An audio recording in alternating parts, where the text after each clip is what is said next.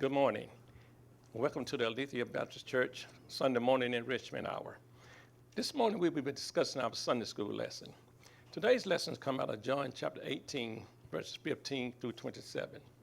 The title of today's lessons is Trials and Denials. Now this word here, trials, is not the word that you would think about adversity. This word is actually the legal term because on this particular night, Jesus is going to be tried on 6 different occasions. That's why it says trials. But that's something else about this lesson I want you to point out here. I'm going to point out that this lesson is kind of an odd lesson because it is following 2 narratives here. We have one about Jesus, then we have one about Peter. And let me get the setting for today's lesson. Now, Jesus has been arrested and he's been taken to the residence of the high priest Annas. And Jesus is inside Annas' residence, and he's been interrogated. Now, that brings us to today's lesson, which begins in John 18, verses 15. And Simon Peter followed Jesus, and so did another disciple. That disciple was known unto the high priest, and went in with Jesus unto the palace of the high priest. Now, when it says he went into the palace, that means he actually went into the courtyard. He actually didn't go into the hall where Jesus was being interrogated. He just was able to get into the courtyard.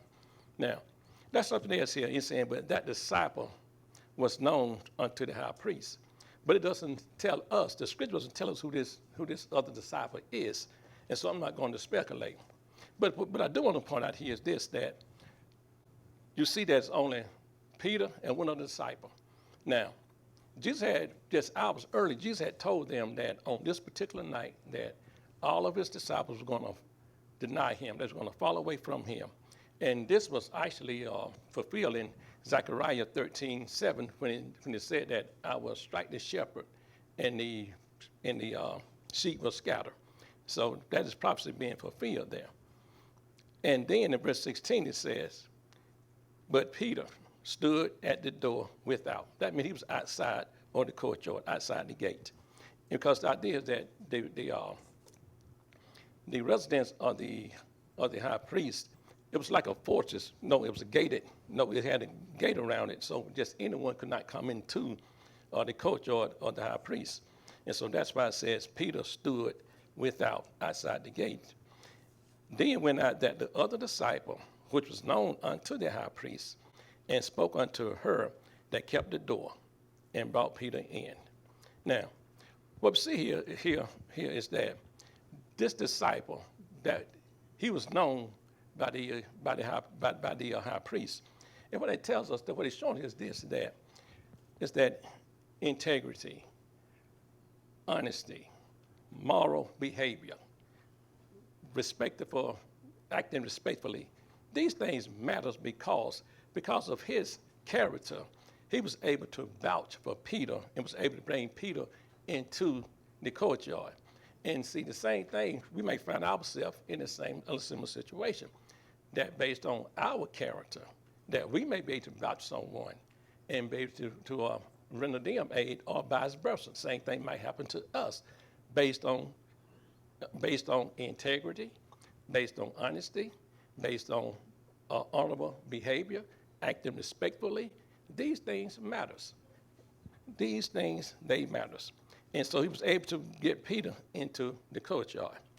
Now, like I said, we have 2 different narratives going on here. One about Peter and one about Jesus. And it starts with, the narrative begins with Peter first. And notice what it says in verse 17 here. Now, after he was to bring Peter into the courtyard, then it says, then said the damsel that kept the door unto Peter, art not thou also one of this man's disciples? And he said, I am not. Now, let me give you a little background information here because you'll understand this text here. Now, hours earlier, after they had observed the Passover meal, and as they was going out to Gethsemane, Jesus tells the disciples that they're all going to fall away from him. But Peter, being self-confident, self-reliance, his own self-sufficiency, and his arrogant behavior, overestimation of his own strength, he said, I would never deny you. But Jesus told him in Luke 22:31, he says that Simon, Simon, Satan has asked permission to sift you. That is to put him to the test. And so what we see here, and then Jesus tell him, on this night before the cock crows, you will deny me 3 times. But Peter said, oh no, I will never deny you. I will go to prison for you. I will even die for you, but I will never deny you. And that's because he was self-confident in his own ability. And so we're going to see what happened to him. But Jesus told him, before the cock crowed this night, you will deny me 3 times. And that's a lesson here I want you to see, is that that when we are so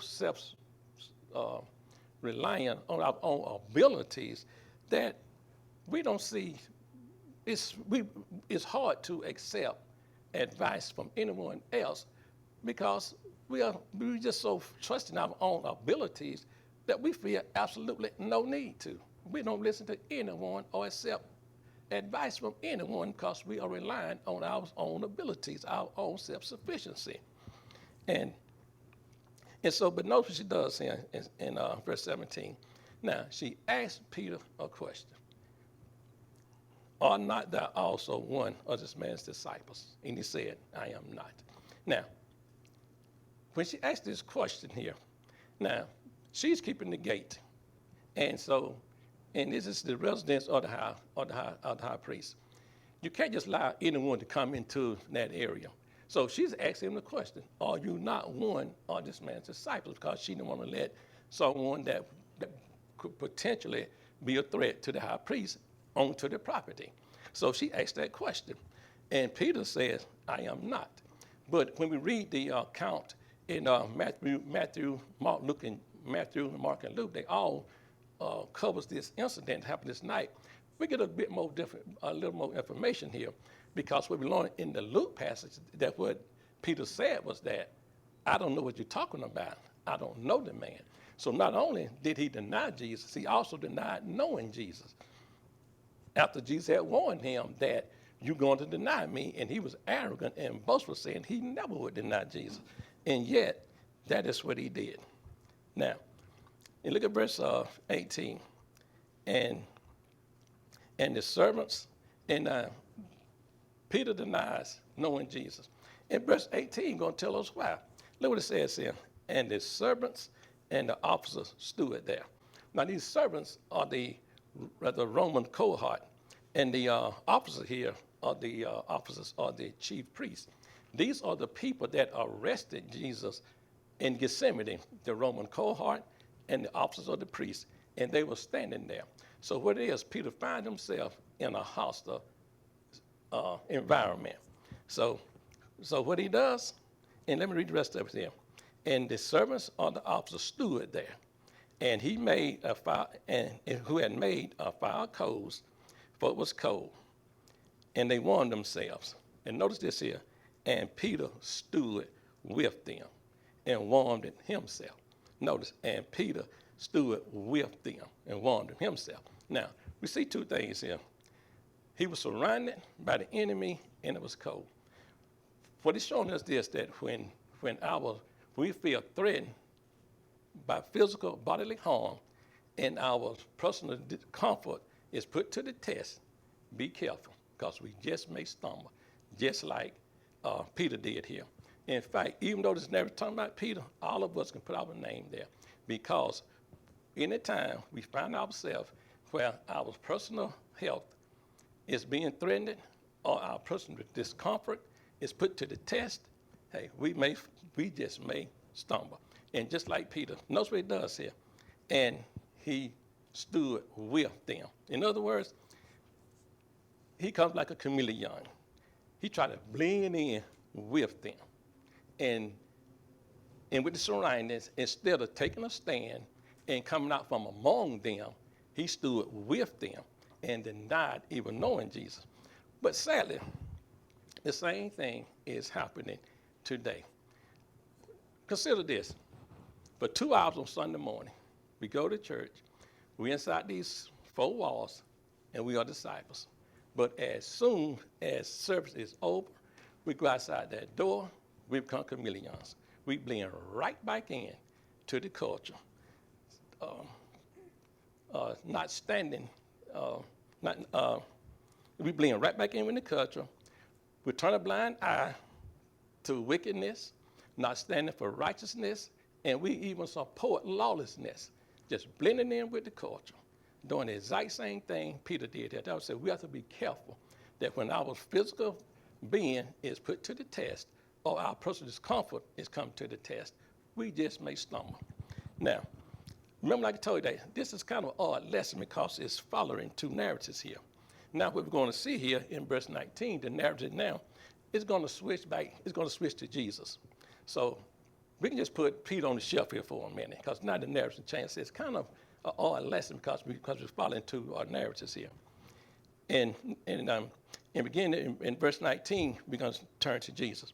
Now, I want to point out something here because usually when we read this account and we think about the cross, how painful, how tragic, and how horrible it is, we forget this was all planned by God in eternity past. This is about love. This is about John 3:16 being manifested, where God so loved the world that he gave his only begotten Son, that whosoever believes in him may have eternal life.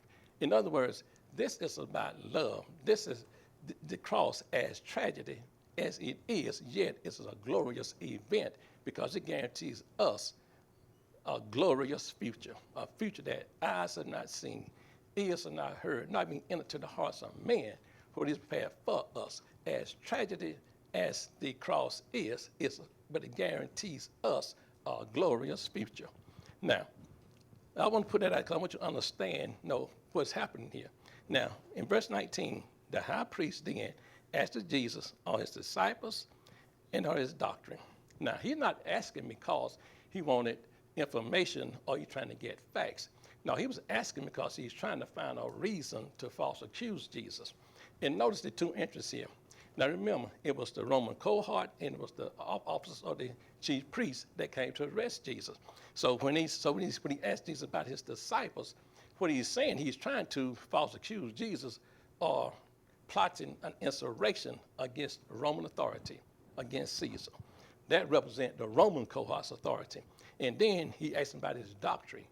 Now, he asked about the doctrine because he wanted to try to look for a reason to falsely accuse Jesus of blasphemy, which is also punishable by death. So either case, he was trying to falsely accuse Jesus here for their own purpose. Now,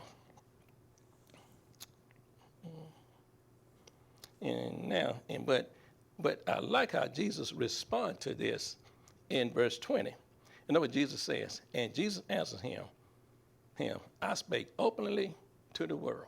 What Jesus is saying is that I spoke openly. I spoke to everyone. I spoke to Jews and Gentiles. I spoke to males and females. I spoke openly to everyone. And notice it said, I even taught in the synagogues and in the temple, whether the Jews, notice it now, where the Jews always resort. And what he's saying here, that I taught in the synagogue and I taught in the temple, where the Jews, these are your people, Annas, that they know what I said too. And notice, I have said nothing in secret. So he's saying here, there was no secret meetings and there was no secret messages. I spoke openly and I spoke to everyone. And not only that, what Jesus is pointing out here is this here.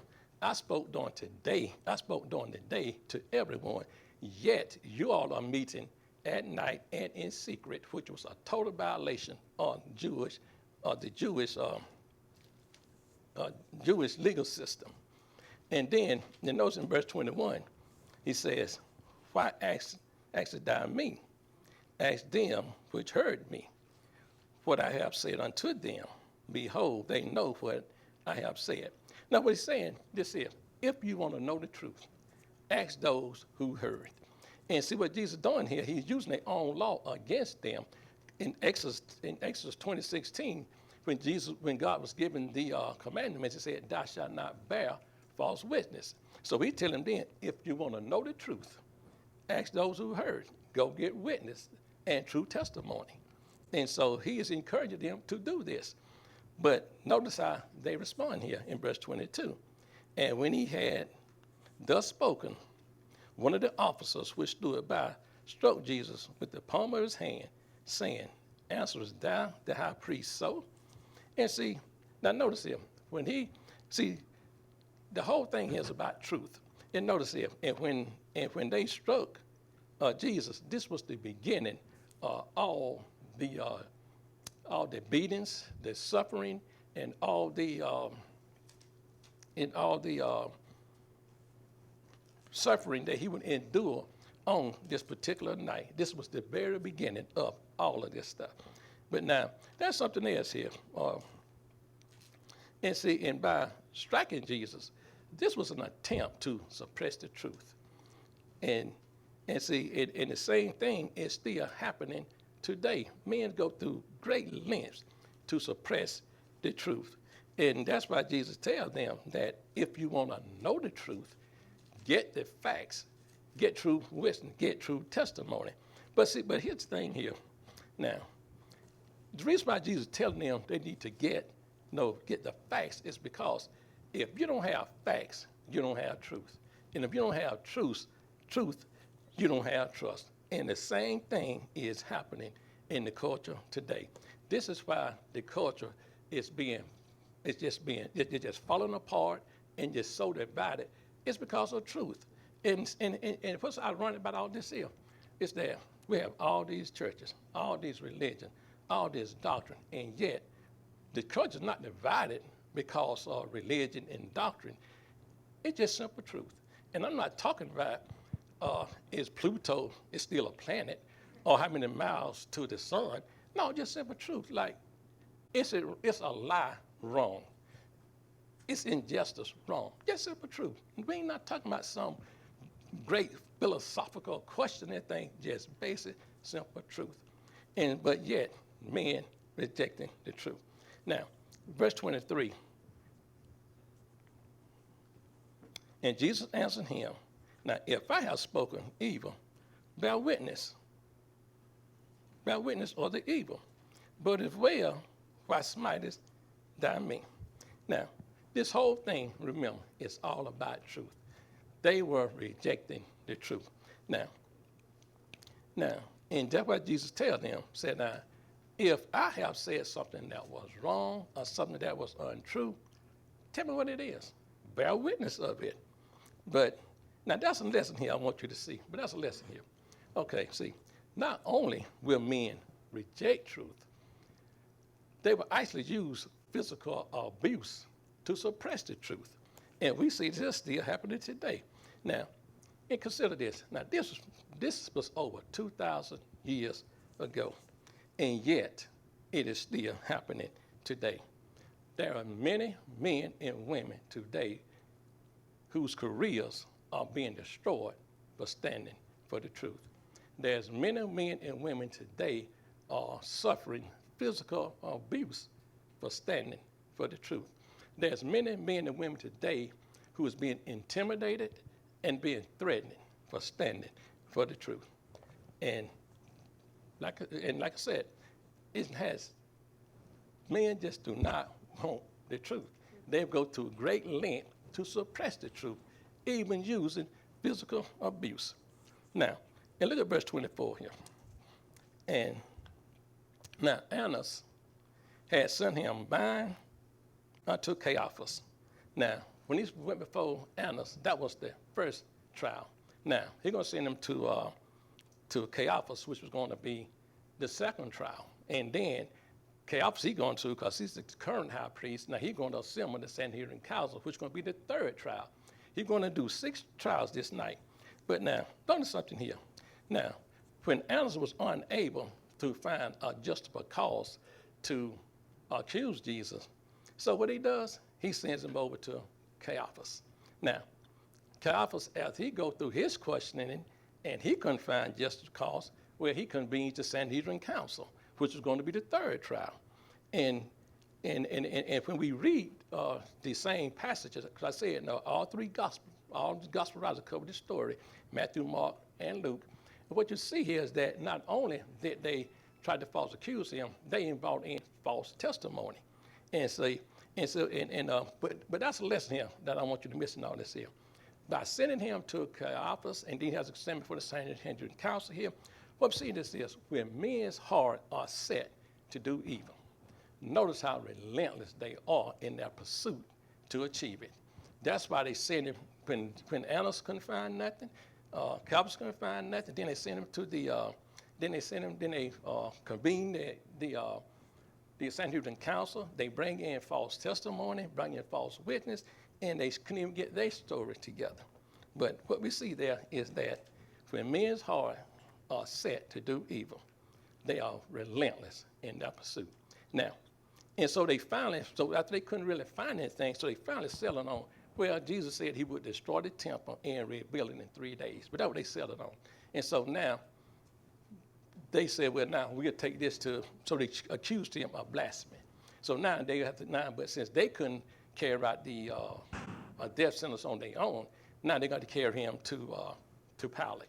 And so, but the greatest tragedy in all of this is that you had all these religious leaders, the Sanhedrin, the Pharisees, the Sadducees, the scribes, and all of them rejecting the truth. And they send him to Pilate, a pagan, and the pagan says, I find no fault in this man. What an indictment. All these religious leaders. And then, but God never leaves himself without a witness, because it's always based on the testimony of 2 or more. And when he went before Pilate, now, that was before a trial. So Pilate said, well, I find no fault in the man, a pagan. Well, God always keeps himself a witness. He sent him to Herod. Herod go to Herod. Pilate sent him to Herod. Herod questioned, and Herod said, I find no fault in this man. Why y'all send him to me? That was the 5th trial. So he sent him back to Pilate. And that was the 6th trial. And then Pilate tried to give him an offering. Pilate said, well, okay, look, I find no fault in the man. And then Herod backed it up.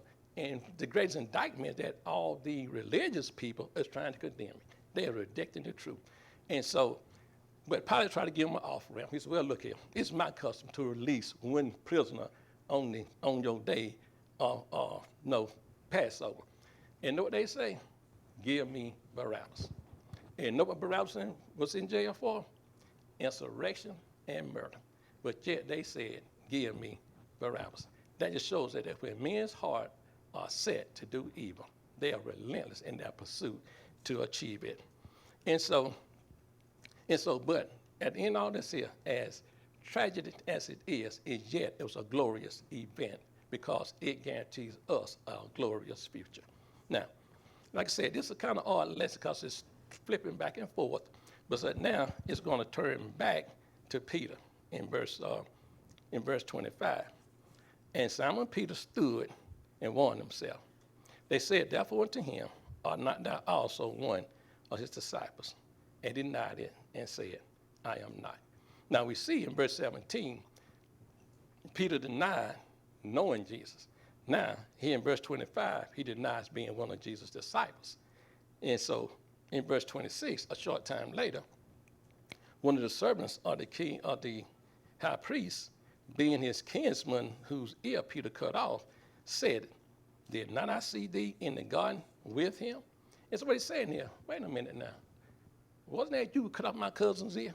And Peter said, oh, no, I don't know the man. Now, I'm not one of his disciples. And then so now, in verse 27, and Peter then denied again, and immediately the cock crowed.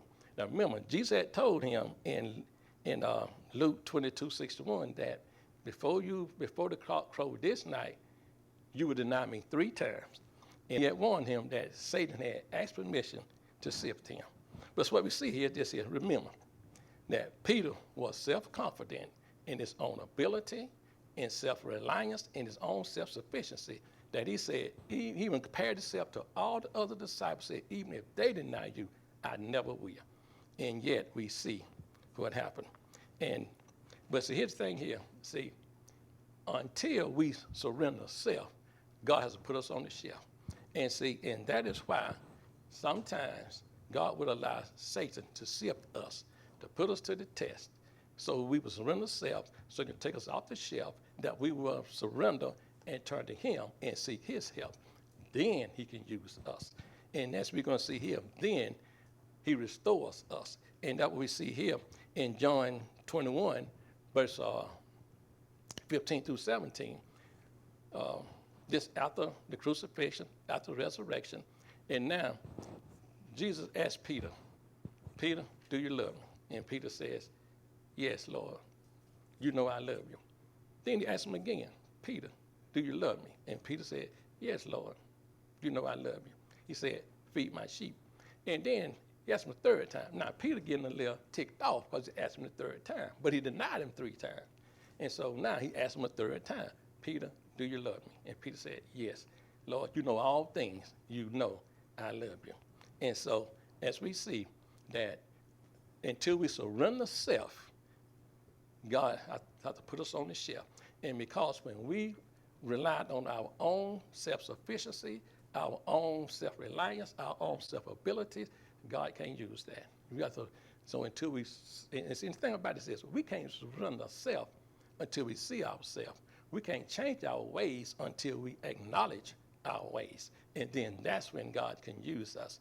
And so what we see, and after he surrendered himself, then God was able to use him. And we see on the day of Pentecost, when in Acts chapter 2, in verse 22, and when God had poured out the Spirit, and everyone was, speaking in tongues, and all stuff was going on. And they said, like, well, these people must be intoxicated. And it was Peter, some 51 days later, standing before these same people who had denied Jesus, and stands up boldly then and said, men of Israel, listen to my words. This Jesus whom you put to the death, the Nazarene. And bear in mind, notice that passage, they said Jesus the Nazarene. It's because when they came to arrest Jesus in Gethsemane, Jesus asked them, whom do you seek?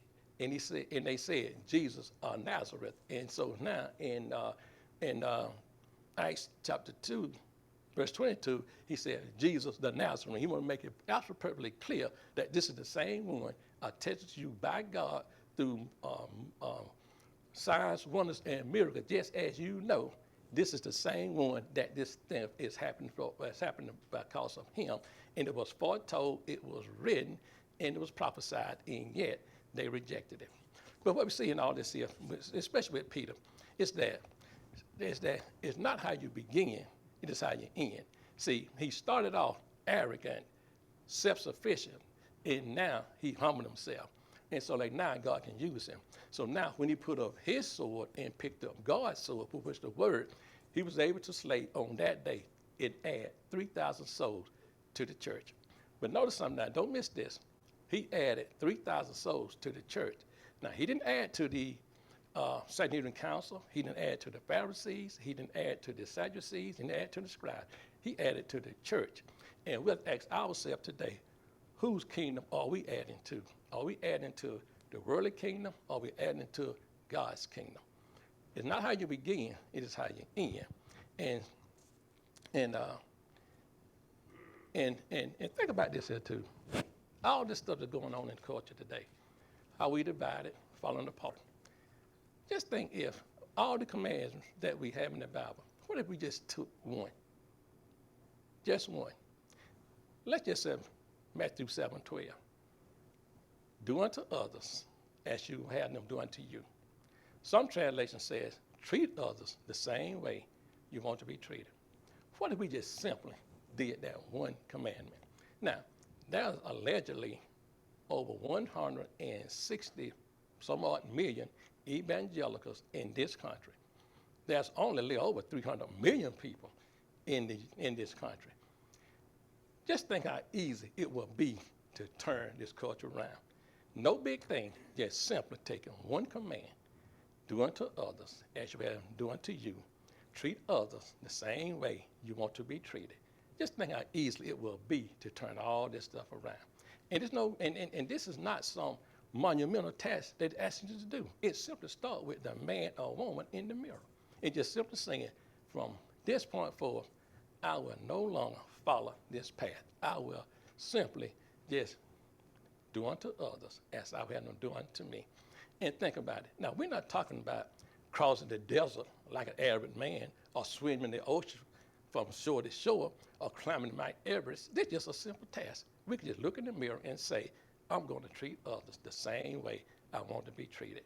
And this could be over just like that. We could turn this culture around. And with that, I want to close this lesson. And I want to thank all of you here in the sanctuary. I want to thank all of you who are watching by way of social media and wishing you all a wonderful and blessed day. Thank you.